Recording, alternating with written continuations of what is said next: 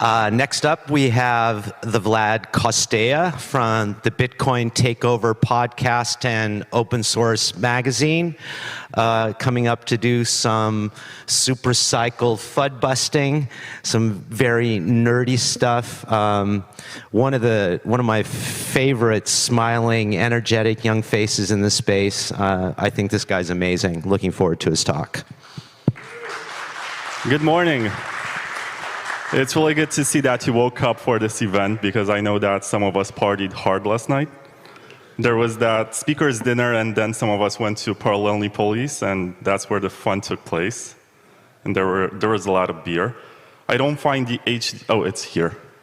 Thank you. So while I set this up, I just want to ask you if there's anyone in this room that likes Litecoin. Raise your hand. So I count about 10, 11. What about Ethereum Classic? Do you like that one? Oh, more hands. I guess you guys are better represented. Anyway, I'm happy that you raised your hand and you expressed your support. Is this going to switch to my presentation? Because I'm going to talk about Bitcoin maximalism. But before you throw eggs and tomatoes at me, I need to talk a little bit about my background and how I got invited here. And since my background is in political science and I spent way too much time there, I even pursued a PhD and then I dropped out. But I think from a political philosophy point of view, it's very interesting to analyze this movement and explain its origins and its purpose, because it's all over the place right now. And I'm trying to bring some clarification. So basically, who's this guy? It's a good question. I'm not sure if many of you know me. I spend most of my time arguing with people on Twitter about Bitcoin. But I first read about Bitcoin in 2013, and I thought it was a very stupid idea. I mean, I was 21 years old at the time, and my thought process was, I own a bank account, I can send money to whoever I want, so why do I need this internet money that's mostly used on the Silk Road? So yeah, I was also a bit afraid of it, and I wrote a magazine about it. You can check it out later if you want. It's also open source if you want to download it. Well, I will try to minimize the shilling here and focus on the main point. I have been doing the Bitcoin Takeover podcast for almost 5 years, and it seems like a long time. But I haven't lost passion for it, so I'm still doing it. And I created the magazine, I told you about it. But I'm a Bitcoin maximalist, and today I'm going to explain to you what this means. Basically, before I was a Bitcoin maximalist, I worked for the Litecoin Foundation, and I got invited by Charlie Lee in 2017 to join the Litecoin Slack, which I thought was amazing at the time, because there was this guy who was famous and rich, and he was in the news, and basically he acknowledged my existence by adding me to a Slack group. Like, he was aware of my email address. I thought it was amazing. And then I wrote some articles for the first 4 or 5 newsletters of the Litecoin Foundation. I was actually surprised that they were getting published, but I read them again 5, almost 6 years later, and I was like, they're not that bad. I mean, when you think about yourself when you were younger, you think you're naive and you didn't know anything, but I read them and I was like, this is pretty good. I mean, I'm proud of myself at the time. I did some beta testing for Light Wallet, and I think Kerry Washington is here. Basically, I reported some bugs to him. I was just testing the features in the wallet. I found some suboptimal features in it, and I was telling him, and he was happy to get feedback. And I also wrote an article in all of the free issues of a community magazine of Litecoin that was called Light Life. I'm not sure if anyone remembers that. And I tested Lightning Network on Litecoin in 2018, and at the time there was this hacker's spirit of people testing stuff, and I burned my SSD doing it. And I also had other stuff on that SSD, and I lost the data. It was my boating accident moment, I think. But I'm not here to talk about that. Basically, I also did some extension block, Mimble-Wimble stuff for testing. And yeah, this is a screenshot of the first article that I wrote. If you are subscribed to the Litecoin newsletter, you can find it. Otherwise, I'm not sure how. But I also tried to contribute to Ethereum Classic in 2018. I wrote an email to Igor Artemonov, who was the lead developer at ETC Dev, and he was one of the main guys in the project. I'm not sure if he is around anymore, if anyone remembers him. Maybe you do. And I also covered the ETC Dev versus ETC Labs drama back in 2018. It was pretty interesting to see how there was this new team of developers who were trying to take over the project, and it was a struggle. I always felt ideologically aligned with the original Ethereum chain because it's proof of work, because it did not compromise immutability, and it also has a fixed supply, which means that you guys have better intentions than the proof of stake pro-banker guys. And I interviewed Donald McIntyre on the first episode of my podcast. I think it was in December of 2018 that we did that, and I published it in January of 2019. And what he did at the time was incredible because he summarized the work of Nick Szabo. And I know that they worked together for a while, and he's a big fan. And he read a lot of his blog posts, and what he did on my podcast was to summarize some of them, which was very good. It still is if you listen to it. But how can I still call myself a Bitcoin maximalist given that description? Because we have this classical Baltic Honey Badger 2018 presentation from Giacomo Zucco, who presented the 4 universal truths of Bitcoin maximalism, that 1, everything which is not Bitcoin is a scam. Every attempt at changing Bitcoin is a scam. Every attempt at pushing people to spend Bitcoin is a scam. We shouldn't be nice to scammers. So what the hell am I doing here? I think if some people on Twitter are going to see my presentation, they're going to cancel me. But I fight with them for a living, I think, at this point. So my understanding of Bitcoin maximalism is that you have this very secure proof-of-work network, which has the soundest money, and you want to build stuff on top of it. But if you want to build stuff on top of it, you need to experiment with it first. You need to see if there's market demand for it. You need to have market incentives for it. And you need to make sure that you're not going to break the code base, and that's very important. I mean, of course, every attempt at changing Bitcoin is a scam, but I believe that Bitcoin still needs to scale better and to have better privacy. And I think I said all of the points here. Features are not mature enough to be added to Bitcoin until they get released on altcoins, and use cases require market demand and liquidity to incentivize contributors. So, yeah, this is my approach to Bitcoin maximalism. But initially, Bitcoin maximalism was named by Vitalik Buterin in this 2014 article, where he basically was arguing with a Reddit post by a guy who said that Counterparty, which is a layer on top of Bitcoin, is going to add the smart contracting features that were planned for Ethereum. And basically, the argument at the time was that Bitcoin was going to have everything that Ethereum has, but apparently that was not the priority among developers, and a lot of the activity ended up moving to Ethereum. But I'm not sure if anyone around this room remembers the Bitcoin 2.0 debates and all of those projects that were being proposed with OmniLayer, which was Mastercoin before it, and NXT, which was, I think, Ethereum before Ethereum came out. Anyone? No? Yes. If you're into Bitcoin history, you should look into that, because all of these ideas with Ethereum were first proposed for Bitcoin, and you can still find some prototypes of stuff.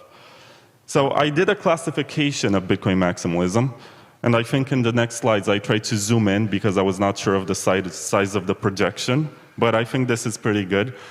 I basically identified 2 main types. There's the network level Bitcoin maximalism, and there's the monetary level Bitcoin maximalism. And you have the internal network level type and the external one. Internal refers to the network, external refers to other networks. And there's positive and negative. I mean, I'm not sure if I can call them that. That's why I just put them in different colors. There is Bitcoin will scale on-chain through soft forks that makes transactions smaller. I think that's the most conservative Greg Maxwell type of statement that you can find. You guys know who Greg Maxwell is, right? Okay. I'm using the right references. And the other one is Bitcoin is only for the people who can afford it. And this is the more extreme one. This is the original toxic maximalist point of view that Bitcoin is a scarce resource and there's going to be a race to the bottom for it. And people are going to be willing to pay thousands of dollars to get into the next block. which I'm not yet convinced that everyone is going to do that, but let's see if that happens. But I hope we scale better until that happens. There's the external network level toxic maximalism, which says, let's build sidechains and layer 2s. And I think I identify the most with this idea. You want to build stuff that's robust on a network that's secure. To me, that makes sense. And there's the other approach. Altcoins and custodians as scaling layers are fine. And I think anyone who works for an exchange or BitGo, no offense, Jameson, but yeah, anyone who works for these companies and probably is pro-government is going to be like, yeah, it's fine to keep Bitcoin like this, don't improve it ever, ossify it, and let's have these exchanges to be the main scaling layers, which I think defeats the purpose. I'm not a big fan of that. But then you also have the monetary type of maximalism, which says, if it's positive, it says that Bitcoin is the hardest, most honest money known to man, and all use cases, tokens, and types of property will be traded for BTC, and there is no wrong way to use it, because it's money, it's yours, it's your personal sovereignty. Not anyone on the internet can tell you what you can do with it and what you can't. But there's also the negative side of it, which says that everything that is not Bitcoin is a shitcoin and is going to zero. Don't ever spend it, like just hold it, like it's some sort of collectible. To me, that doesn't make much sense, but people genuinely believe that they're going to store generational wealth. I mean, that might be the case, but if you don't use it, you're not gonna increase the demand for it. And if there's not much demand, how do you expect the price to go up? It's an interesting paradox. And I basically try to explain why maximalism makes sense. That's my picture with laser eyes from 2 years ago. I was using this on Twitter. It makes sense to build on the most secure, decentralized, and politically resilient money network. Bitcoin, the currency, has the fairest free market-driven distribution of all cryptocurrencies. I'm not sure if there's anyone in this room who's going to disagree with this. But Bitcoin had this immaculate conception, and it's unlikely that anyone will be able to replicate that. Because when Bitcoin launched, nobody really expected it to be successful. And nobody gave it any sort of value for a couple of years. And that was useful for development and for distribution of coins.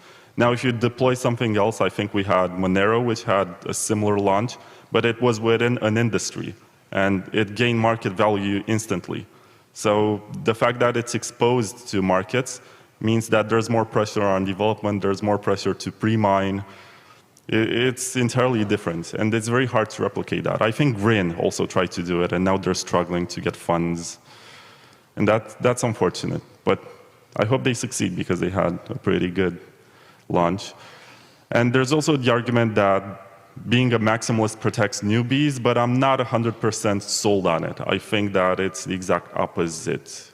People are going to buy whatever they want. They're going to buy dog money or monkeys or frogs, and then they're going to lose 99% of their value, and they're going to be frustrated and unhappy, and they're going to be like, oh, I wish I just bought Bitcoin because that one is only 45% down. That's, I think, the thought process that leads people to Bitcoin. Why maximalism is excessive, and this is why I'm going to get canceled on Twitter today. Basically, it's an interesting ideology, but it's inconsistent. And I'm saying this because, for example, there's this book, The Bitcoin Standard, which is being sold. The arguments are very weak. If you actually read Austrian economics, you're going to stumble into this guy named Hayek, and you're going to discover the concept of private currencies that compete with each other on a free market. And somehow, this concept of monetary Bitcoin maximalism was constructed by cherry-picking some ideas from lots of different Austrian economists, but it's super inconsistent. If you actually read the works directly, you're going to realize, okay, this doesn't make much sense. But this guy, Saifedean, was able to do this very successfully, and he was able, I think, to build an entire lifestyle out of it. There are people who pay for steak dinners, just sit next to him and eat and ask him about economics. I don't know, it's strange. I don't identify with that side of the community. And it doesn't make much sense because if you don't have financial incentives, you can't really have proper experiments. There are network-level Bitcoin maximalists who say, why don't you do this on the Bitcoin test net? But first of all, not everything is compatible with that code base. Secondly, how do you expect people to contribute out of the goodness of their hearts and put actual effort into it if you don't have any incentive? I think an example is with Litecoin, and this is a positive one. In 2017, when you guys activated SegWit, I think Charlie put $1 million in a SegWit address, and that was a bounty for anyone to break. And to this day, I think the money was not moved. It's still there. It's a proof that that type of system is secure, and it actually helped with integrating SegWit into Bitcoin. It was one of the factors that contributed to that. And it could not happen, I think, if it wasn't for Litecoin. So we owe it to you guys. And it's incompatible with free markets, the idea of maximalism. You need competition. I think, so I dislike Ethereum philosophically, and I mean the unoriginal chain, the one that's being co-opted by bankers right now, and it's proof of stake. But I still think that competition is healthy. And the fact that I think the best part about it is that they pushed cryptography research, and they're doing some stuff with zero-knowledge proofs, which wasn't experimented before. And for all of the monkey tokens and whatever, they actually poured some money into development, which I give them credit for that, and I hope some of it ends in Bitcoin, unless everyone is against it because it was built on Ethereum first, but that's a stupid primitive. Anyway, what I think that Bitcoin maximalism, I can't talk anymore, maximalism does, is that it regulates speech on social media.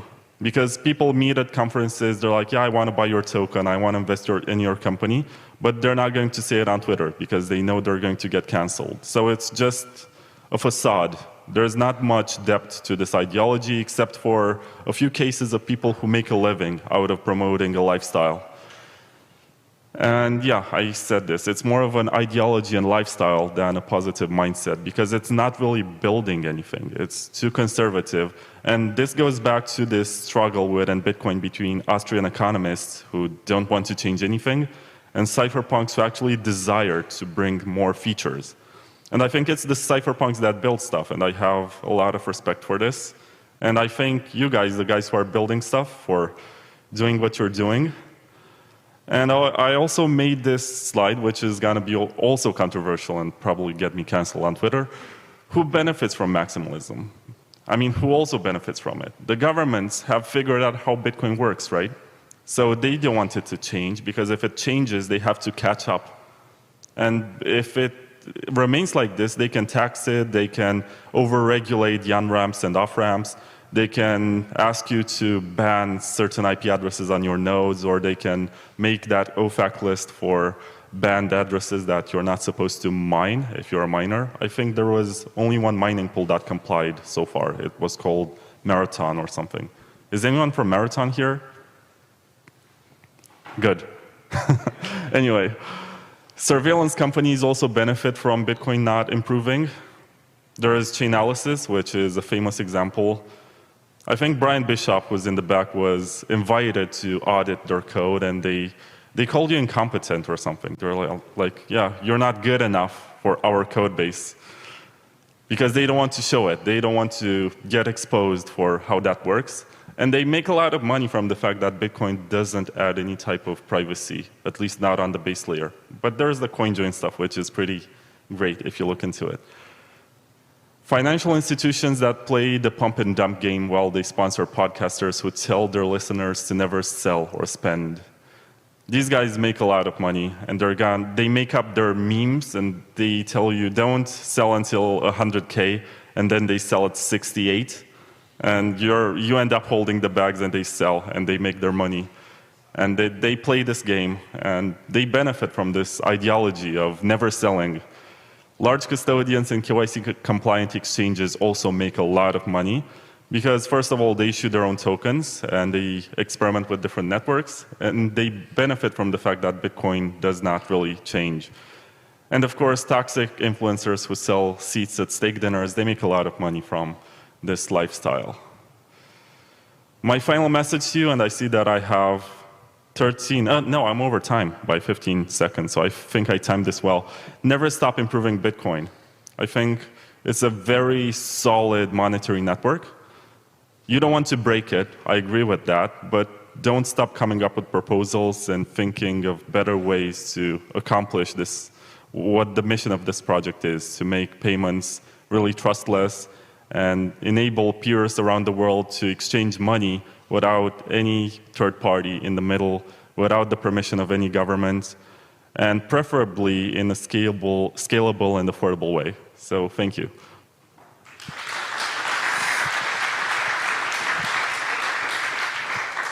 So one of my favorite things is the Bitcoin community. I think that actually Bitcoin and crypto in a larger sense is a community of communities.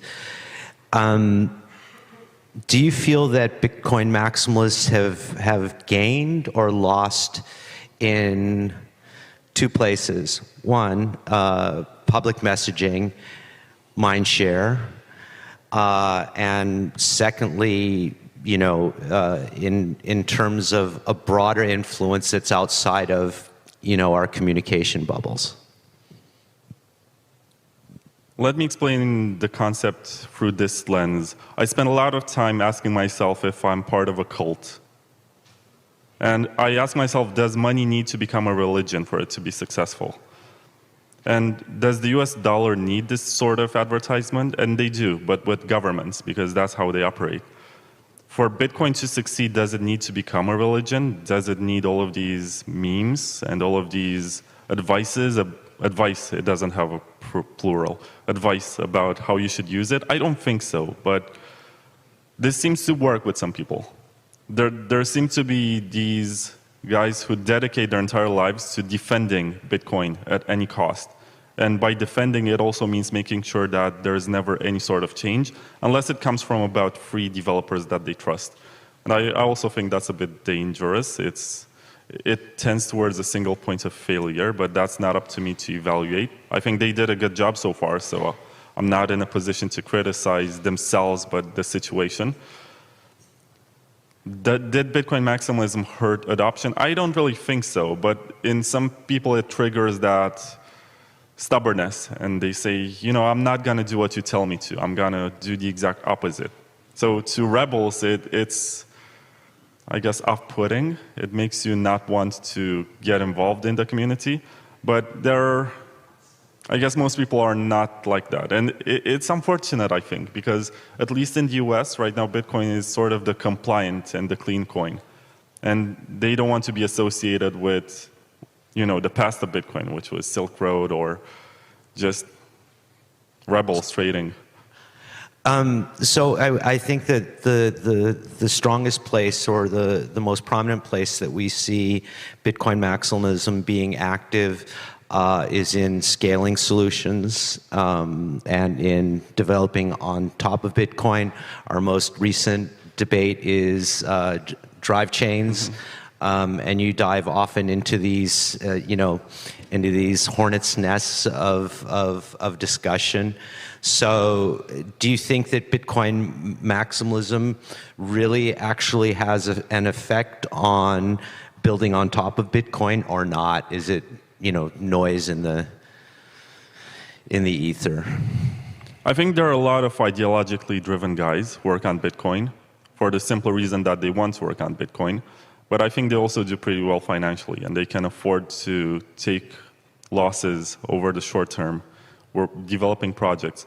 There is this guy who's building RGB on top of Lightning, and he's very driven. I think he's going to speak here tomorrow, Maxim Orlovsky. He is, yeah. Very nice fellow.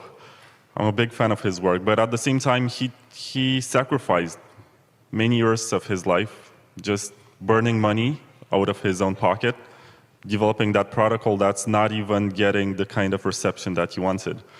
So it's tough.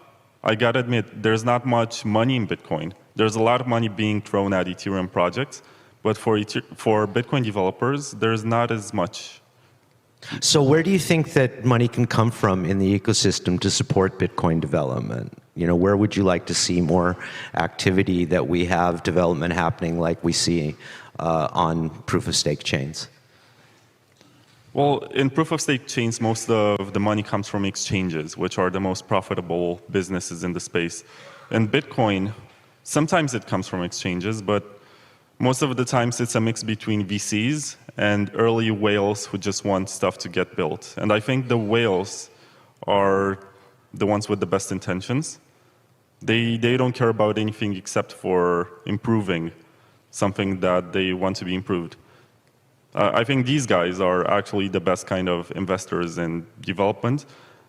But I think right now Bitcoin is lagging in this department. Mostly, I think we're stuck in a cultural paradox where simultaneously you're supposed to not spend your Bitcoin ever because that's supposed to be passed on to your children and it's your generational wealth.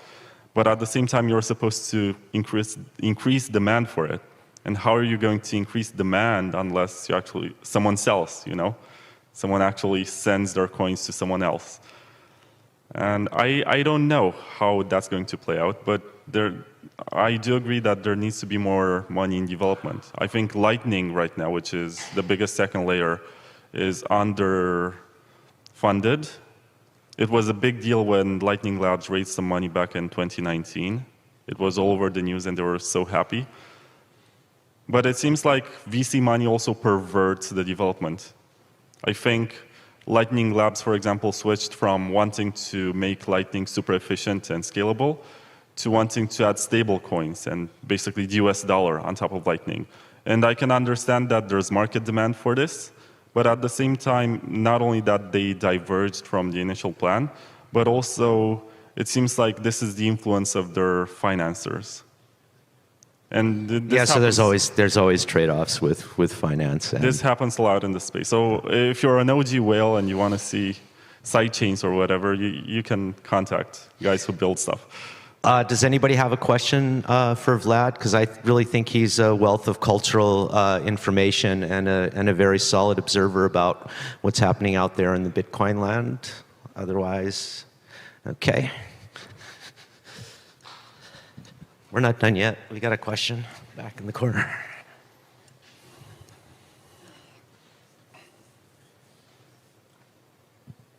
Who was it that raised their hand? Oh, okay. Hi, Vlad. Just a quick question. I saw some reports that were saying that around 17% of the Bitcoin which is held is not being used for payments and transfer and financial interaction. So do you think that this is like a cause for down effect for the social layer that Bitcoin has? So 17% of the Bitcoin supply is not moving. Is that the argument? I mean, as a libertarian, I'm going to say that it's none of my business and it's somebody else's money. If they don't want to use it, that's fine. It's also a deflationary system, so in a sense, this benefits the price and it makes everyone else's coins more in demand, which I think is good. It's not up to me to decide how they should be using their coins. It's theirs, just like there's that debate about Satoshi's coins. Supposedly, because it's very hard to prove that the addresses are his or hers or theirs, whatever. There was this early mining stage when the difficulty was low, and there's only an assumption made by Sergio Lerner, who said that Satoshi owns 1 million coins. But there were people on the Bitcoin talk forums that came out and said, you know, I mined at the same time, and some of these addresses are actually mine. So it's interesting when you think about it. I think many of these coins that you're referring to, I think Satoshi owns supposedly 5% of the supply. That one never moved, except for that one transaction to Halfini. And if it ever moves, maybe it could be Satoshi returning, but my theory about it is that this is basically a bounty.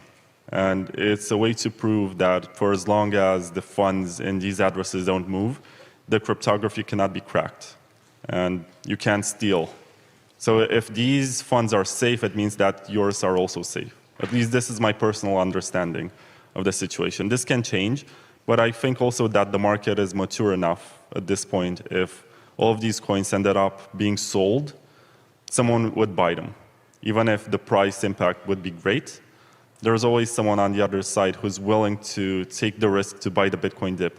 And I think that's a positive side of the whole money cult situation. There is this belief that Bitcoin is going to be very valuable in the future, and it turns out to be a self-fulfilling prophecy in a sense, because you project that energy and you present Bitcoin as a good form of money, and that creates demand for it. Other people are going to want it more.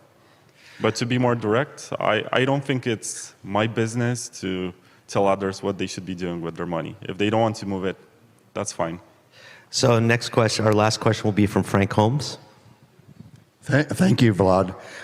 Frank Holmes, the co-founder of Hive Digital Technology, first crypto mining company. And I thought your presentation was very thoughtful and balanced. And I've come from the world of gold. I've gold funds. And I found the gold fanatics, the gold bugs, very similar to the maximalists, that really they have a deep down anti-government thesis. And I found that most of them own little gold. They really just want to vent. So I was wondering the same thing with the Bitcoin, real hardcore maximalists. Do they really own that much Bitcoin? Honestly, I think it's the opposite. But Bitcoin is a very special case where it doesn't matter how much you own, people are going to defend it. They're going to say, yes, I don't want this to be overregulated. Even if they own like $100 of Bitcoin, they're going to care about it. It's different from any other monetary system in this regard. But in my experience, the guys who own a lot of Bitcoin, they're also invested in other projects. I think the ones that are the most toxic and the ones that argue with you on social media are the ones that came after 2017 and were brought up in this school of toxic maximalism, which I highlighted here, which has these universal truths, right? These are, what do you call them? The 10 Commandments, but there's only 4 of them. I remember at one point there was a conference, I'm not going to name which one, and one of the organizers said, can we allow these people on stage because they ask you to spend your Bitcoin and you're not supposed to spend your Bitcoin? And I was like, what? It's not anyone's business what others do with their money. It seems like, to some extent, this ideology gets towards hating free markets. And I think that's where I disagree the most with it. Yes, my favorite way to put it is Bitcoin is money for enemies. And that's kind of like pretty much the whole point, is that no matter what it is that you think, you can't control the network, nor can anybody else tell you how or what you do or don't do with Bitcoin. And I think that one of the things... I think Amir has a question. Okay, cool. Let me just finish my statement, and I'll run over to Amir. This is also a key point about the standing bounty. Right, so the Satoshi coins being a bounty for the security of the network, and I've always thought that that's pretty much what Bitcoin is a standing bounty to fuck it, and to remain pretty secure. The game theory has been pretty good. I just want to say that it's an honor to speak before Amir. He's a legend. No, your talk was very nice. Thank you. I saw a lot of Bitcoin people now talking about BlackRock ETF. They're very excited about that. I was like, maybe you can offer some commentary. Everyone's going, oh, BlackRock ETF, it's the new bull market coming in. I think that's just the new coiners who are excited. I guess also some of the influencers tweet about ETFs. But it defeats the purpose. This is not why Bitcoin exists. That's paper money. It just means that some institution is going to be able to buy and sell contracts that are not necessarily backed by proof of work, verified Bitcoin. So we don't even know if that's going to create inflation. And I don't mean inflation in the Bitcoin network. I mean inflation in the financial markets where institutions are going to buy this paper Bitcoin without ever actually verifying or touching the real coin. That's a bit frightening if you ask me, but it's beyond anyone's control. They can submit ETF proposals They can, so far I think about 17 of them got denied. Maybe if BlackRock does that, it's more special and they get approved, I don't know. But it's beyond anyone's control at this point. There's also a rumor circulating that BlackRock might release their own ESG-compliant fork of Bitcoin, which is switching to proof of stake. I don't know about that. But some people are excited that they... That's That's a real good one. Some people are excited that they can sell some coins, because if there's a fork, they can dump something. Well, the thing that Wall Street is best at is derivatives, and I'm sure they're going to do whatever it is they can derive from Bitcoin. Vlad, such a thoughtful, charming, wonderful person in our community. Thank you so much.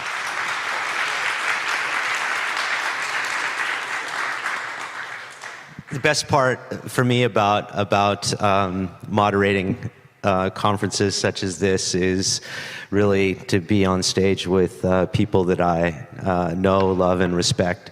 The next one up is Amir Taki, who I've had numerous arguments and disagreements with over the years.